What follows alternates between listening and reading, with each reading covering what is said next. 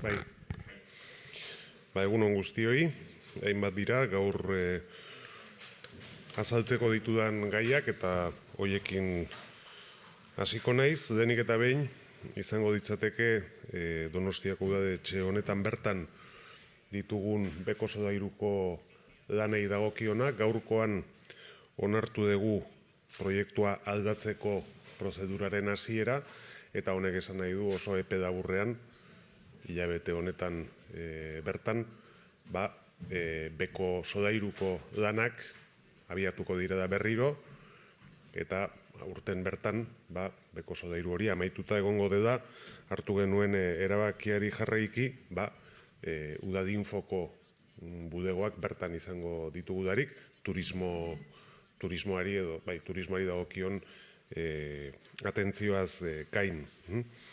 Esan, egin dugun aldaketa honek 117.876 euroko aurrekontua izango duela, eta horrek posible egingo duela hiritarrei arreta eskaintzeko 23 postu bertan izatea, eta baita itxarote gela bat ere, eta esan dudan bezala turismo bulegoa bera.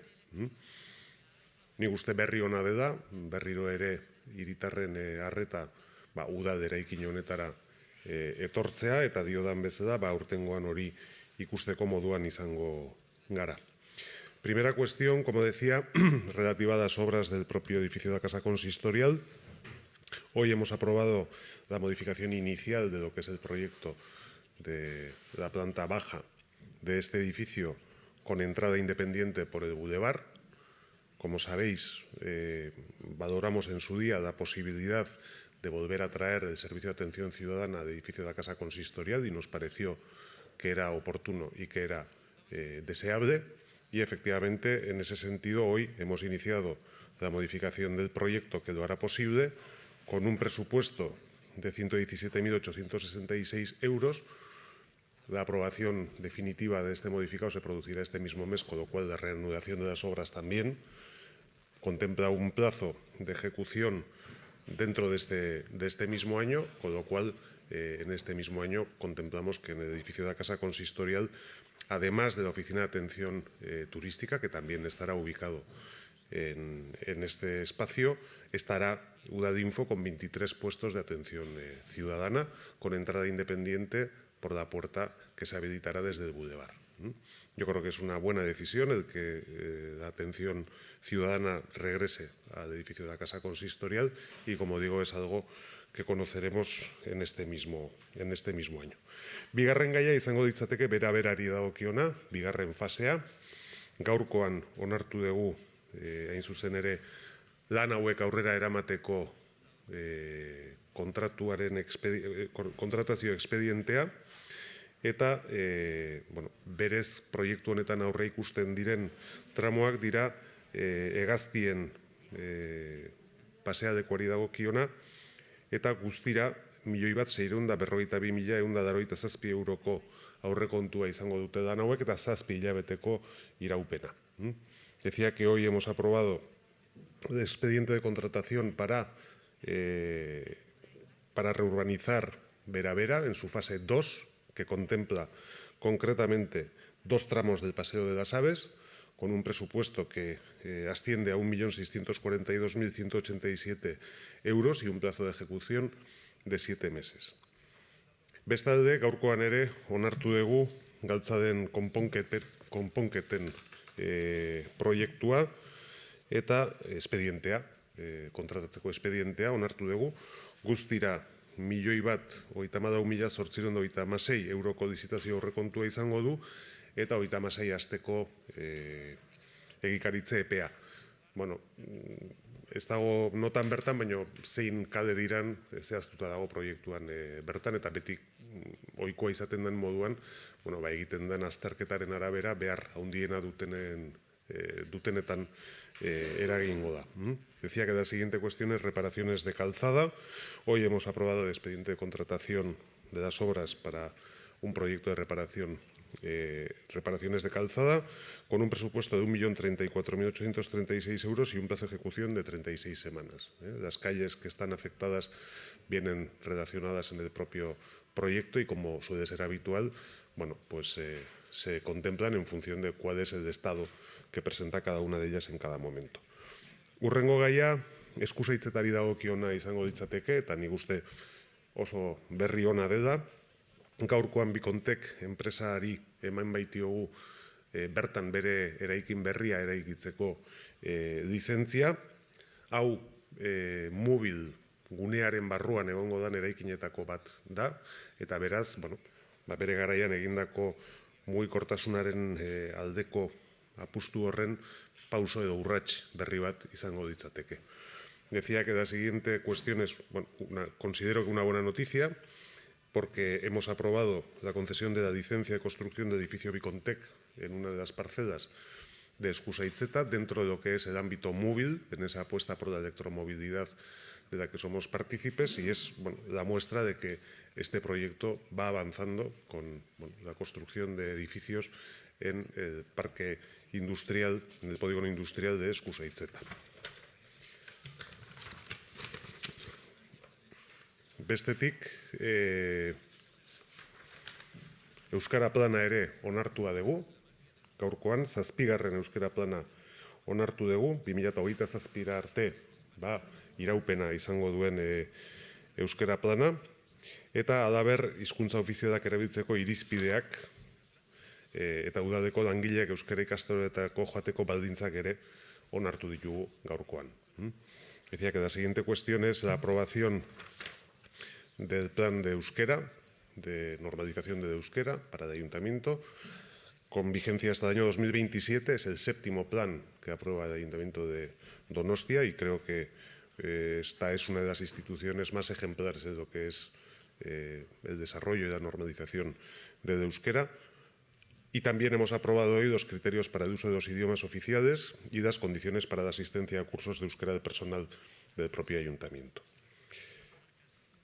Beste gai bat izango litzateke Bertsolari Txirritako parkearen berritzea. Gaurkoan esleipen bat egin dugu, hain zuzen ere Elektrotalleres Zarautzi, Bertsolari Txirritako parkea eraberritzeko, 57.521 euroko aurrekontua izango du, eta 12 asteko egikaritza plazoa edo epea izango duke. La siguiente cuestión es la renovación del parque de Bertsolari Txirrita, que hoy se ha adjudicado a la empresa Electrotalleres Zarauz. El contrato para la renovación de este parque tiene un presupuesto de 47.521 euros y un plazo de ejecución de 12 semanas. Beste parke bat, Arria parkea, izango ditzateke, baita altzan ere, eta gaur onartu dugu aurren jodasak dauden gune horretan estalkia jartzeko proiektuaren obrak kontratatzeko espedientea. Lizitazioaren aurrekontua 277.960 eurotakoa da, eta 3 hilabeteko egikaritze epea izango du.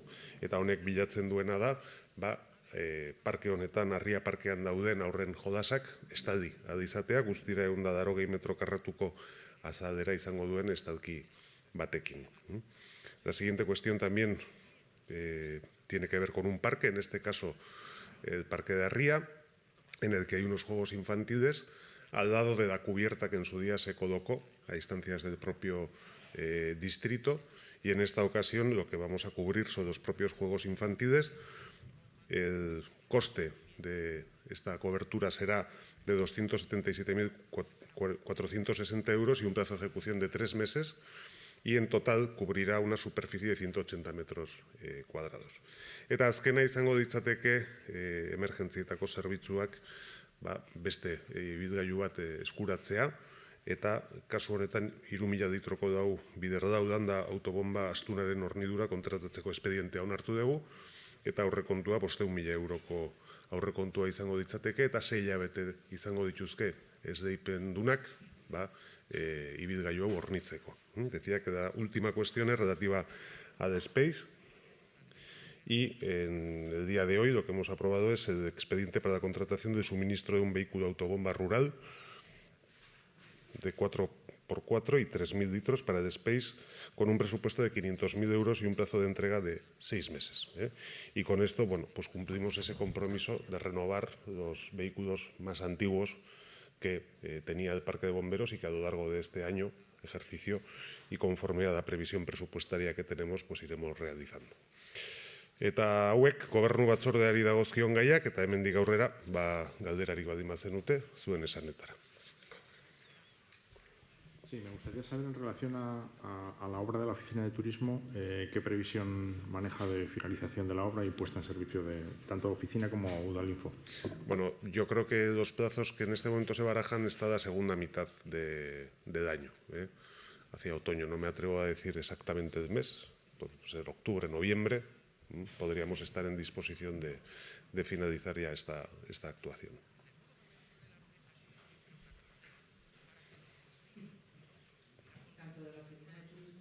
Sí, a ver, la actuación es conjunta, quiero decir, es un proyecto único.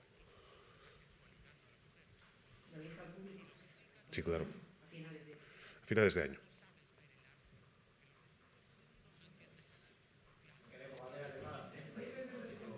Bai. Beste gabe, Euskara planaren inguruan behintzat xehetasunen bat, edo ematerik izango bazenu irizpidetan, helburuetan, ez dakit oso... Bai, egia esan oso xume dator, nik ez dakit agian mereziko ote dukeen beste aurkezpen zabadagoren bat, eta agian arduradunak berak egin beharko duke Jon Insaustik, ez?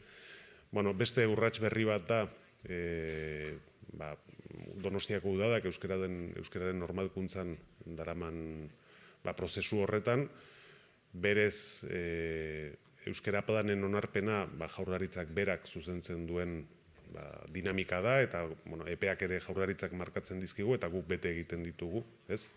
Tartean tokatzen zaigunean berritzea euskara planak, eta plan honek, azken planek izan duten helburuen artetik, azpimarragarrien duen helburu bat erabilerarena da.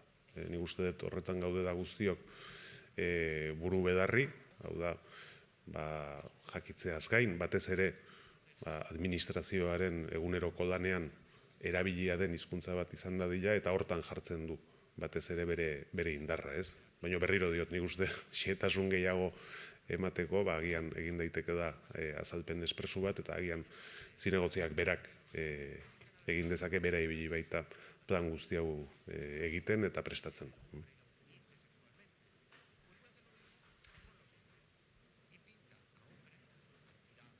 Bueno, besterik ez badago, eskerrik asko daroi.